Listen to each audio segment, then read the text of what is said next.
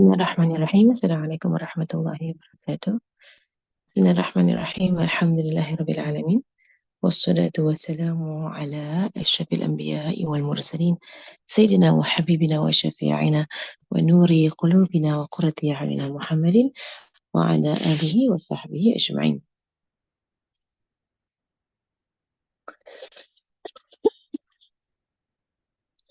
السلام عليكم ورحمة الله وبركاته. بسم الله الرحمن الرحيم. نوينا تعلم وتعليم وتذكر وتذكير والنفع والانتفاع والإفادة والاستفادة والحث على التمسك بكتاب الله وسنة رسوله صلى الله عليه وآله وصحبه وسلم، ودعاء إلى الهدى ودلالة على الخير ابتغاء وجه الله ومرضاته وقربه وثوابه سبحانه وتعالى، مع لطف وعافية برحمتك يا أرحم الراحمين. اللهم إنا نسألك علم لدني مشرب صوافي الهاني يا وهاب يا غني. اللهم إنا نسألك علم لدني ومشرب صافي الهاني يا وهاب يا غني. اللهم إنا نسألك علم لدني ومشرب صافي الهاني يا وهاب يا غني. صلى الله على سيدنا محمد وعلى آله وصحبه وسلم، والحمد لله رب العالمين. أمين أمين يا رب العالمين. الحمد لله الحمد لله الحمد لله. Um, Alhamdulillah. Today there is Hadra Badriya, but it's at 3 o'clock. Now it's 2 o'clock here in Darim. So Hadra Badriya is at 3 o'clock. So it's up to you all. If at 7:30, so 8 o'clock Singapore, it'll be Hadra Badriya. It's up to you all if you want to do the Hadra at 8 o'clock, or you want to do, Burda at 7:30 and just continue. Like, it's up to you, like, it's up to you all, right, what you want to do. Right, but the class continues because there's no clash. There's no clash in the time for the class and the Hadra. Okay, so we're on stanza number 4, whereby whereby the Sheikh Afwan, the Sheikh, he says, she Busiri, رحمه الله تعالى ونفعنا الله به وبعلمه في الدارين.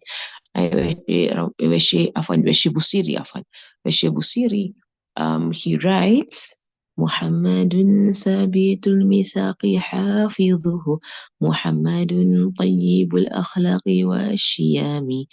So Muhammad, firmly reliable in guarding over his covenant. Muhammad, his character and qualities are just purely excellent. Like, subhanallah. So let me just do the Arabic for a while. Like, so Muhammad thabitul mithaqi hafidhuhu. Like, so thabit, right? Thabit to be firm. Like the word thabit, right? To be firm. I should have done this for all the lines. I had to go through the Arabic one by one, because the English, well, I translated the Arabic to English.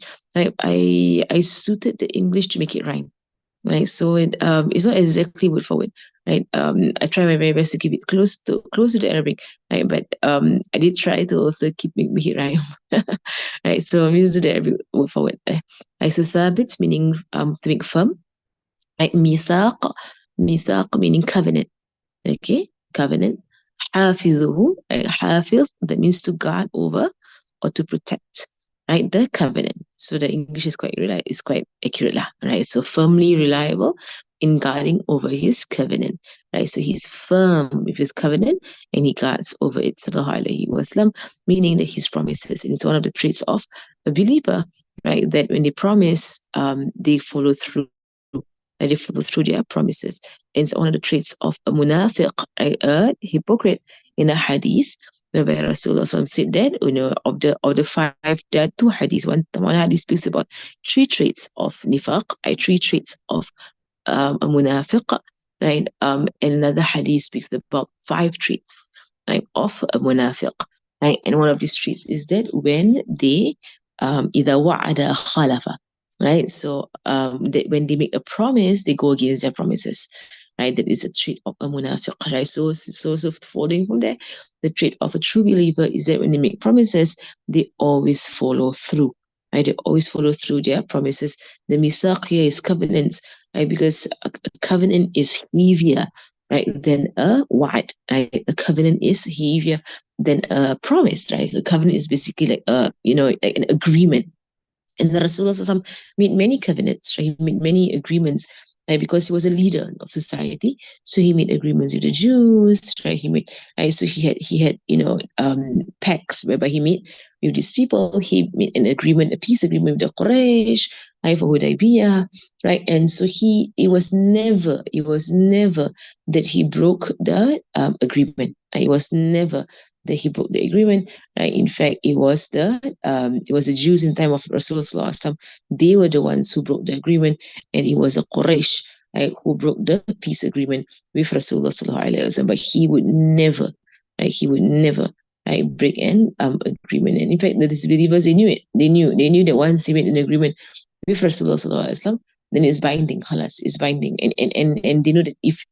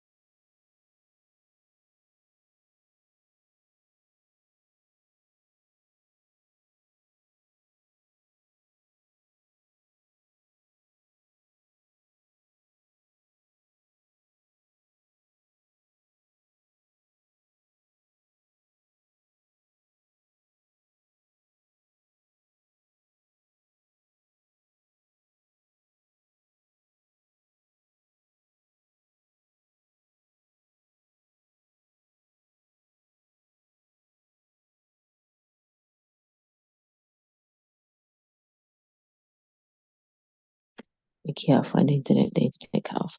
Okay, wait, I'm just gonna continue. Okay, wherever you all heard me speak until. Right. So now with regards to covenant, right? Covenant and promises, right? So let it be inshallah, as the Ummah of Rasulullah Sallallahu Alaihi Wasallam, till the end of time, right? That it is understood, in society, that if the Muslims made a promise, the Muslims would never break, right, the promises. Muslims would never break their covenants, right? Because we are the Ummah of Rasulullah Sallallahu Alaihi Wasallam, right? A person who never broke his covenants, he never broke his promises, right? To the point that the disbelievers had more trust in him than they had in their own people. Subhanallah, right? And then the next part of the verse, Muhammad Tayyibu, right? Tayyibul akhlaq, right? So which means tayyib meaning pure, right? A pure akhlaq, right? A pure character of Rasulullah Sallallahu Alaihi Wasallam. And Shiyam, right? Shiyam is from a more familiar word that you all might know is Shama'il, right? Shama'il is similar, right? Shiyam and Shama'il, right? In meaning, right? So meaning basically his traits, right? His traits. So his character and his traits, his qualities, right? They are tayyib, right? They are tayyib, they are pure, right? They're pure and they're excellent, mashallah. So the commentary here, and of course, covering as you mentioned, that keeping to promises is a trait of the believer, right? And therefore it is from the akhlaq of the believer. Right? So the first part of the verse speaks about a very high akhlaq, which is to keep promises, right? That whenever you make a promise, that you will follow through. Right? So you won't make a promise, then forget all about it, right? But it will remain, in you, right? Until you fulfill that promise. Tamam. It is hard. So commentary, it is hard to treat those who hurt us nicely. It means to treat those who hurt us, to treat them nicely. It is a hard thing, right? It is a hard thing, right? It is a hard thing. And yesterday during my class, during our fiqh hawala class yesterday, we were studying Sunnat al-Mawaqif. Sunnat al-Mawaqif is basically prophetic stances, like prophetic stances meaning that like just responses from the Prophet ﷺ when things happen to him, in his life. So these are called prophetic stances. Right? When things happen, how does he respond? Right? Sallallahu Alaihi Wasallam. And then the ummah of Rasulullah Sallallahu Alaihi Wasallam is to follow, right? Is to follow the Prophet Sallallahu Alaihi Wasallam. That this is how we respond, right? When bad things happen to us. right? So when people treat us badly, we as the ummah of Rasulullah sallallahu alaihi wasallam, we're supposed to look at our Prophet sallallahu alaihi wasallam, for guidance, right? Is to know how to respond, right? To know how to respond, right, to all this bad treatment, from people around us, or when they say terrible things, when they are harsh, when they mock, and when they make fun. I think yesterday towards the end of the class on Aqidah in the morning, right? Somebody asked a very good question, actually. In fact, I want to write something about it because I'm seeing this, so much amongst Muslims, and it's really distressing. It's very sad, and it's not in the way of our Prophet Sallallahu Alaihi Wasallam at all, which is the entire, culture of mocking. Right? The whole thing about istihza, making fun, and mocking, right? And it's appalling, lah. It's just appalling. It's so disgusting, and it's so deep in our society. People do that, and they're doing it on social media. They make fun. They make fun. And so for me, that I can't stand it. I can't stand it. How some Muslims are, in just this entire character of, it's such a terrible, foul character. I've been wanting to highlight this, and just to, you know um intibah, make people aware that this is not the way of Muslims. It is not the way of our Prophet sallallahu alaihi wasallam. Like, search his whole seerah, search the whole seerah of Rasulullah sallallahu alaihi wasallam. Do you see anywhere the entire seerah of him making fun of anybody at all? Do you find anywhere? They made fun of him all the time. Right? They would mock him all the time. Right? Seriously, subhanAllah, making fun and mocking. Such terrible, there's such terrible traits, subhanAllah. And I've been on the receiving end as well on my, and I remember some time ago when I posted stuff on my social media, like, people mock, they mock, right? And it's distasteful, lah. It's distasteful. There's no dignity. It's just so ugly, right? Mocking is so ugly. If only, people understood that as Muslims we do not mock, right? Subhanallah. Right. So no, and so that even now with regards to the events in the world, right? There are people who go around mocking Israel. You're doing exactly what they're doing towards the Palestinians. I mean, they're doing that, right? And there are videos online, of the Israelis mocking the Palestinians.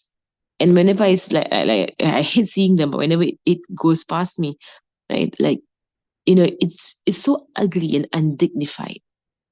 Don't you all think so? It reduces the worth of a person when they begin mocking. It's not funny. It's not funny. It just shows how terrible a person is. It just shows how terrible a person is when they begin mocking other human beings. Right? So it's sad to see that Muslims are taking it on. And Muslims begin mocking. Right? SubhanAllah, Muslims have more dignity. Or Muslims, our Prophet ﷺ was the most dignified human being. Right? So have more dignity. He never did that. Sallallahu Alaihi Wasallam. So know his prophetic stances. His prophetic stances is, the more someone is hard, is mean towards him, the more someone is terrible towards him, the nicer he is towards them. And when they mock him, he just turns a deaf ear. He does not respond to their mockery at all. And even worse, to respond to mockery with even more mockery. La hawla wa la quwwata illa billah. Yes, so, mashallah, I hope that, we can, inshallah, write something and find time to just, remind Muslims, maintain your dignity. Wala hawla wa la quwwata illa billah. Don't stoop so low. Like, just because they stoop so low doesn't mean we have to stoop low too. No, we maintain our dignity and with our Prophet sallallahu alaihi wasallam. Tamam. Right. So it requires true virtue. This is one of his sunnah mawaqif, like I was mentioning. So his sunnah mawaqif, one of his sunnah mawaqif that's so difficult, ya Allah, is to be nice to those who are mean to you. Right? Those who treat you terribly, right? They harm your family, they harm you, they harm everyone. And yet to come around and to be nice to them, right? That is a prophetic character that is so hard, ya Allah. Subhanallah. Right? It requires true virtue and a great and pure, merciful heart to treat everyone nicely, regardless of how one is treated, mashallah. And I've seen people like this. I've actually seen my own eyes people are like this. No matter how badly they've been treated by other people, no matter how badly, you only see them, treating everybody else around them with a warm smile, with a pleasant disposition, with nice words, and you're just so amazed by, like, don't you know what she does behind your back? Do you know what she said about you? And they know what these people have done against them and their families and whatever. But you know, as what I think it was Imam Abu Hanifa. There was when somebody was abusing him verbally, and then he just responded with very very kind words, and then when he was said to him, it was said to him, "Oh Imam, why do you do that? Right? The person abused you, and then you just responded in kind words." And the Imam said, "Everyone gives what's inside of them, right?" Right, subhanAllah, everyone gives what's inside of them. If you have foulness in you, that's what you're gonna give. If I have goodness in me, that's what I'm gonna give. Right? And I don't carry foulness in me. Right? So therefore I don't give foulness. But the fact that you can give foulness, it means you carry foulness in you. Subhanallah. Right? So this is the character of Rasulullah Sallallahu Alaihi Wasallam. He only has purity inside of him, so he only gives purity. And that's also the secret of husnul zan, of good opinion. And when someone has a pure heart, they can only ever think well of others. It is not in their capacity to actually think, evil of others. Subhanallah, subhanallah. Right? But when someone has, negativity inside of them, if they themselves do bad stuff, right, that they themselves suspect, of other people, that they have, bad intentions, that they're going to do it, that they are intending bad things, subhanallah. Okay, tamam. Right, so there was one, so it requires true virtue and a great and a pure, merciful heart to treat everyone nicely, regardless of how one is treated. Right, this true virtue is perfectly manifested by the Prophet sallallahu alaihi wasallam. Character and fine intrinsic qualities made him treat everyone graciously, including those who had hurt him. So once a Bedouin man came up to Rasulullah and pulled his cloak so violently that it bruised his blessed neck, right, saying very harshly, "O Muhammad, give me, give me out of Allah's wealth what is with you," right? Because and the thing about it is that, one thing, they're Bedouins, right? So they have their own way of doing things. They're very rough, right? They're very rough individuals. And even here, in Darim, in fact, all over the world, you still meet Bedouins, right? They do live in society. They don't live like in the deserts anymore. Like in the past, they live in the deserts. But nowadays, they are within society, right? But you can tell who they are. I've learned to tell, who are from Bedouin backgrounds, right? Here in Tarim, like, you can tell that they're Bedouin, right? They're Bedouin, right? From the way they are. Like, it's just this their culture. This is the way they are, their character. And the Rasulullah Sallallahu Alaihi Wasallam, he was very much, you know, uh, he was very much aware, had so much mercy, like, on them, never judging them, never scolding them, about their way, because this is their way. Their way is very rough, right? They are Arabs of the deserts, right? So until today they exist, right? The Bedouins, they still exist till today, right? They are the Bedouins, right, of the deserts. They have their way, in the way they would treat other human beings, other people.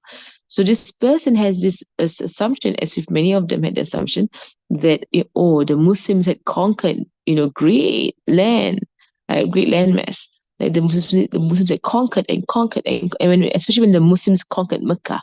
Oh, halas, you conquered Mecca, you've conquered all the Arabs, subhanAllah. Right? So they assume that the king, right, of this great kingdom, right, or the leader of this great empire in Islam, right, has to be filthy rich.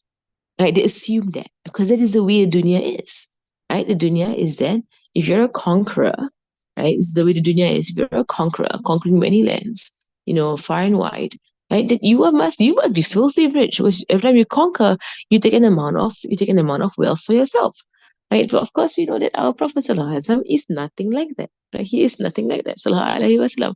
And that's the beautiful thing, mashallah. Right. So Naam. Right. So this so when he did that, he came to Rasulullah and says, "Oh Muhammad, give me out of Allah's wealth that is with you." Right. Because he assumed Rasulullah has wealth. And so many of them, when they saw that Rasulullah has no wealth whatsoever, they felt so ashamed in themselves. Right. They felt so ashamed. They didn't realize that he was not a typical leader, who took the wealth of his people. No, he's not like that, sallallahu alaihi wasallam. So what did the Prophet sallallahu alaihi wasallam do? Right? Ordinary people, right? So people are ordinary, or some is extraordinary, right? So ordinary people would react to a harsh scolding or beating or at least a frown, right? Of annoyance, right? Somebody came to you and just so roughly treated you, right? You would not stand for this, right? You would not, like, you'd be like, "Oh, hey, get your hands off me." Like, at least you say that, right? Can you just ask nicely? Can you just, like, you get so upset that if someone came to you and they were rough in that way, and basically he pulled him so violently that there's a mark on the blessed neck of Rasulullah sallallahu alaihi wasallam. Right? But Rasulullah did none of that. Instead, what did he do, sallallahu alaihi wasallam? Right? Instead, he smiled as what we would have expected of him. He's not just any ordinary human being. He is an extraordinary human being. Right? He smiled and directed that the man should be given something from the wealth of the Muslims. Right? So it says muttafaq alayh, that means narrated by Bukhari and Muslim. Right? So such was his blessed character, sallallahu alaihi wasallam.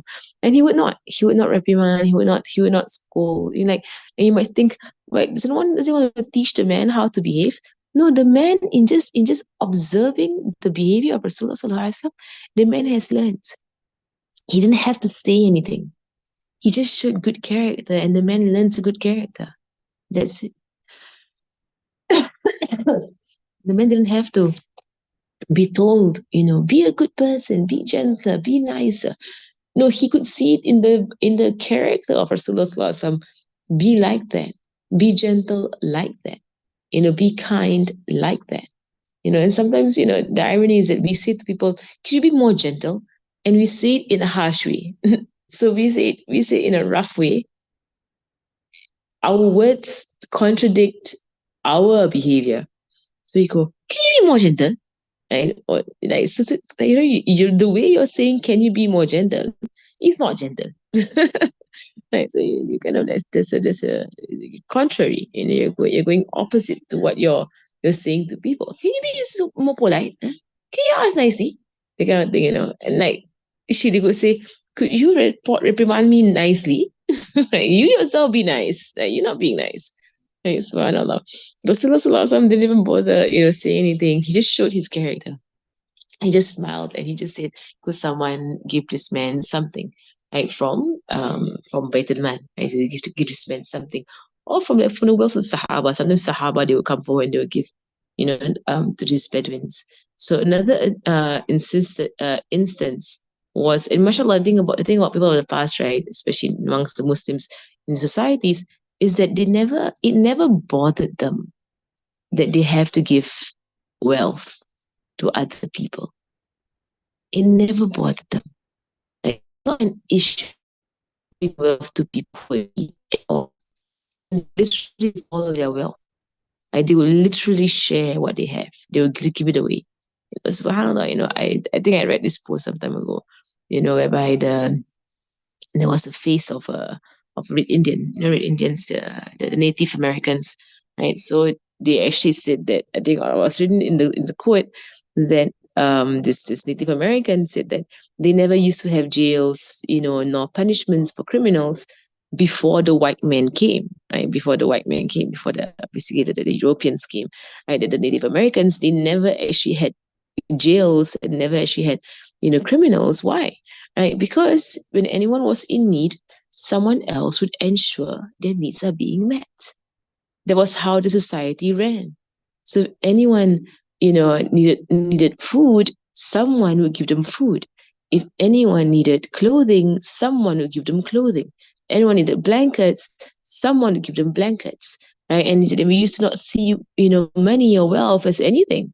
We used to not see it as anything. So we just give it. We just give it.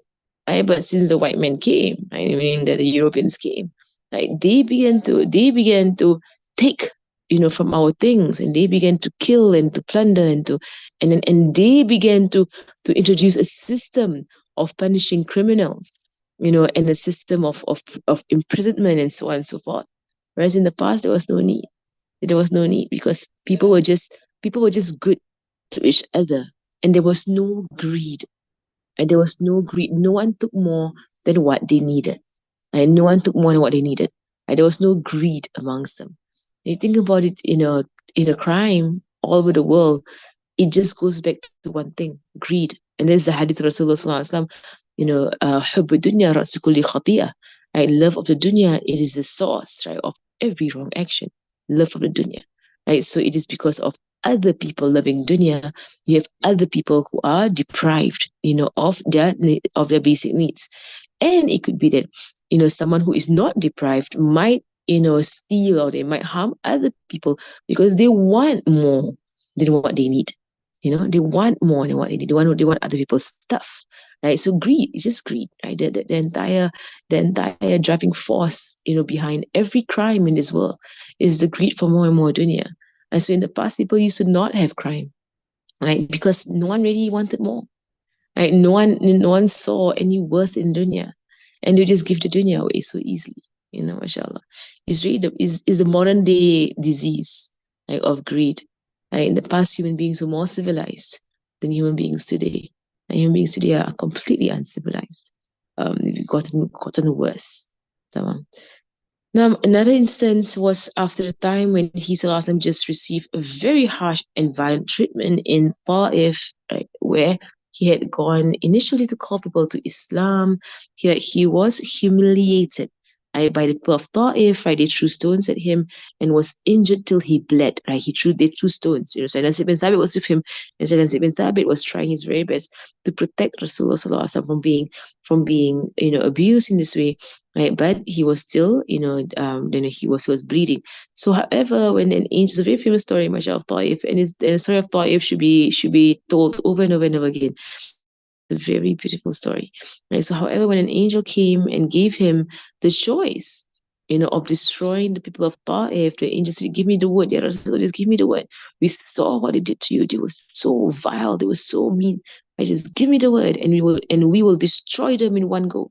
Right? But Rasulullah Sallallahu Alaihi Wasallam, he declined because he is rahmatun lil alameen. Right? He is the mercy to all of the world. So he Sallallahu Alaihi Wasallam declined and instead made a prayer for the descendants to be guided. And Sahih Bukhari is narrated, whereby he says that, rather, he said to the angels, rather, I hope that in their loins there'll be those who do not ascribe partners to Allah.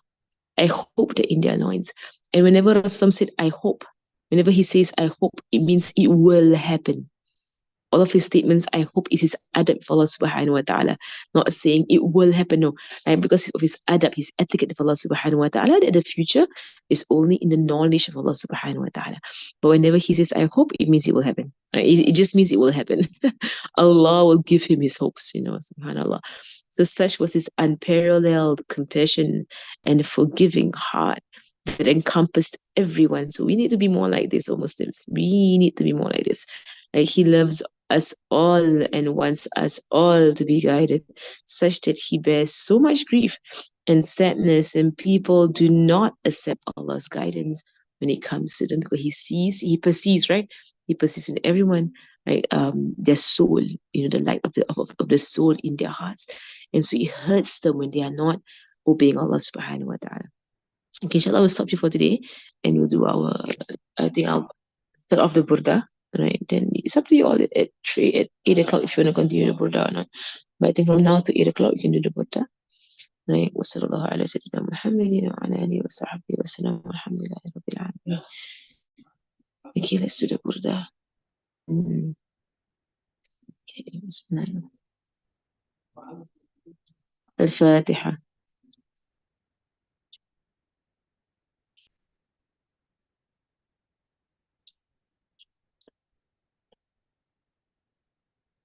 مولاي صل وسلم دائما أبدا على حبيبك خير الخلق كلهم صلى الله عليه.